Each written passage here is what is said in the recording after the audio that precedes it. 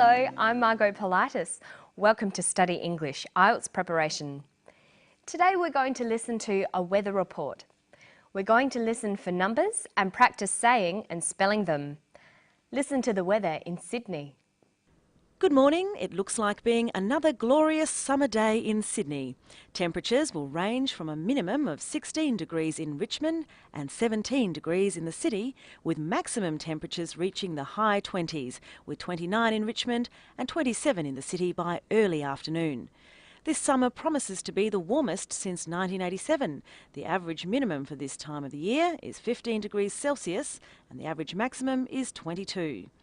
Humidity will be high again today, ranging from 80 to 90% across the metropolitan area and possibly for the next 5 or 6 days. Sunrise will be at 5:45 a.m. and the sun will set at 7:43 p.m. The next full moon will be on December the 9th.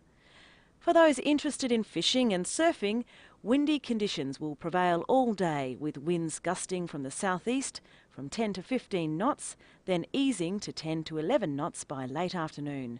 Swells along all Sydney beaches will range from 1 to 1.5 metres. So counting and numbers are a very important part of language. You need them to talk about how much things cost, what you earn, telephone numbers, visa cards, passports, addresses and dates.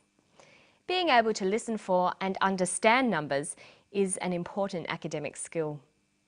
There are some conventions you need to learn, and you'll need to do a lot of practice listening for and saying numbers. Let's get started. Listen to these pairs of numbers. 13, 30, 14, 40, 15, 50, 16, 60. Now you try these ones. 17, 70. 18, 80. 19, 90. They sound very similar. You'll need to listen carefully so that you don't get these mixed up. Temperatures will range from a minimum of 16 degrees in Richmond and 17 degrees in the city. Humidity will be high again today, ranging from 80 to 90% across the metropolitan area. The temperature in Richmond is 16 degrees Celsius. The humidity is 80 to 90%. Did you hear these numbers correctly? If you don't understand what someone said, ask them to repeat and stress the key syllable. And that will be $16. Did you say 16 or 60? Usually the first syllable in a number is stressed. 16, 60. Notice that it's the final N in teen that you have to be careful with. Teen, T. But of course, when you're listening for numbers, you can often work out the correct amount by the context. Try to always be aware of what seems right, even if you didn't quite hear properly.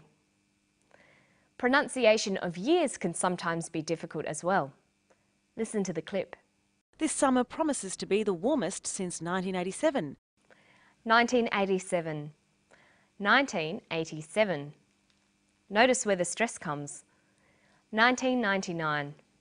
Let's practice some more. 2001. 1932.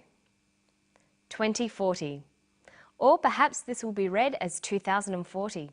I guess we'll have to wait and see. Notice 40 is spelt F-O-R-T-Y, not like 4 and 14. Okay, now let's look at temperatures. Temperatures will range from a minimum of 16 degrees in Richmond and 17 degrees in the city. Temperatures will range from 16 degrees Celsius. We write that as 16 degrees Celsius with a capital C. If it was in Fahrenheit, we'd write 16 degrees Fahrenheit with a capital F. But in Australia, we use Celsius.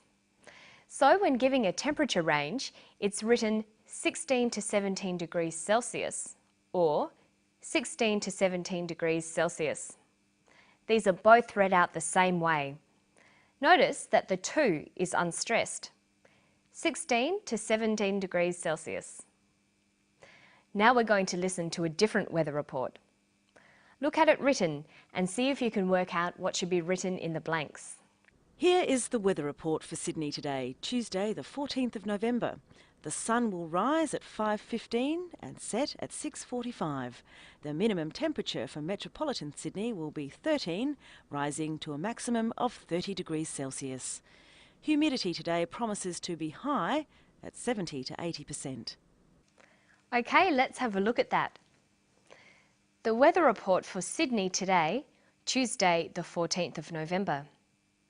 She said Tuesday the 14th of November. The sun will rise at 5:15 and set at 6:45. The minimum temperature for metropolitan Sydney will be 13, rising to a maximum of 30 degrees Celsius. Humidity today promises to be high, 70 to 80%. How did you go with that? Remember, pronouncing final consonants will help considerably in hearing and understanding numbers. This is very important so that listeners understand what you say. Listen to the pronunciation of numbers here. Humidity will be high again today, ranging from 80 to 90% across the metropolitan area and possibly for the next 5 or 6 days. She says 5 or 6 days. By linking final consonants with the first vowels of the following word, your speech will sound more natural. We say 5 or 6, 7 and 8, 9 or 10. Okay, now let's listen for some times. Sunrise will be at 5:45 a.m. and the sun will set at 7:43 p.m. The next full moon will be on December the 9th. She says sunrise will be at 5:45 a.m. Sunset will be at 7:43 p.m. Notice the way we say the time. We say the hour and then the minutes as a whole number.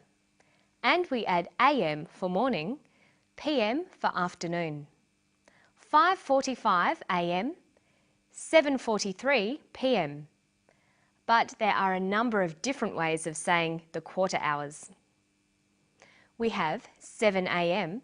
or 7 o'clock, 7:15 or 7:15, 7:45 or 8:15, 7:30, 7:30. Now let's listen to some more of the weather report.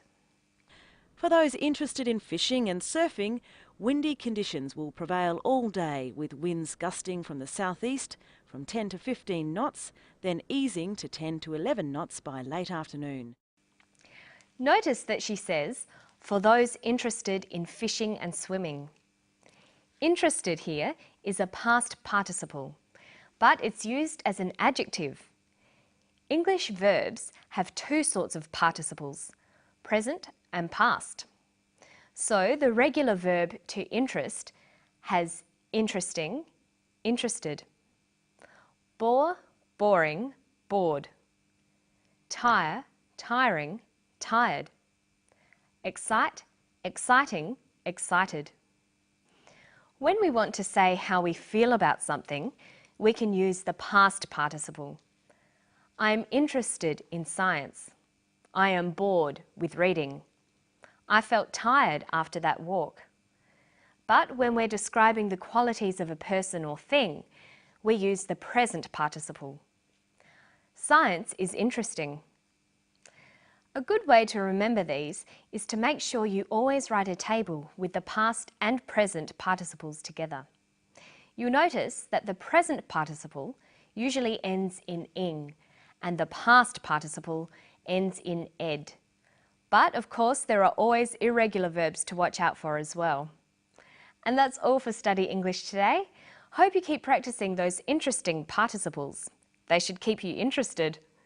See you next time. Bye-bye.